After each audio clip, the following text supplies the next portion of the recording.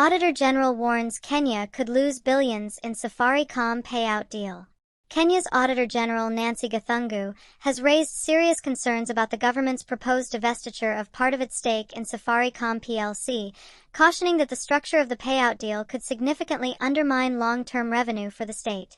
Government's proposal: a one-off payout versus future dividends.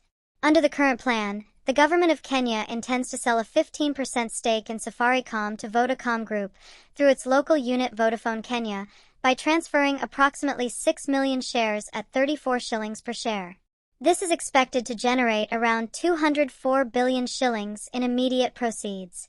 However, a key feature of the deal is that Vodacom would make an upfront payment of 40.2 billion shillings to the government, rather than paying future dividends that the state would have otherwise received on its remaining 20% stake in the company. Auditor-General flags risk of revenue loss. Auditor-General Gathungu warned members of parliament that this upfront payment model might shortchange the government because it effectively converts what would have been a steady stream of dividend income into a single lump sum. Historically, as a major shareholder, the government has received annual dividend payouts estimated at 15 to 20 billion shillings, and that income stream could continue well into the future given Safaricom's profitability. Her message to lawmakers was clear: unless structured carefully, the transaction could sacrifice long-term value for short-term cash, undermining fiscal benefits that would accrue from retaining dividend rights.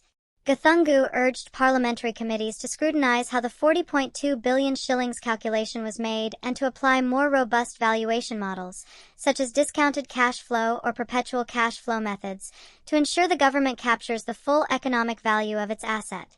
Broader concerns and calls for transparency.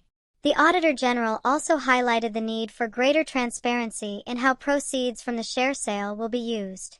While official documents suggest funds could support infrastructure and other strategic projects, Gathungu warned that without clear legislative frameworks, there is a risk of misallocation or opaque use of the resources. Gathungu's intervention adds to ongoing debate over the Safaricom transaction. Professional bodies, including the Institute of Certified Public Accountants of Kenya, ICPAC, have also questioned elements of the divestiture, including the share price, arguing that the 34 shillings valuation may not fully reflect Safaricom's true market value.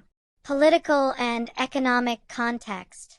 The Safaricom sale is taking place against a backdrop of broader discussions about fiscal policy and public asset management in Kenya. The National Treasury and government officials have defended the deal as a way to unlock value, protect against future dilution of the country's stake, and secure cash for national development priorities.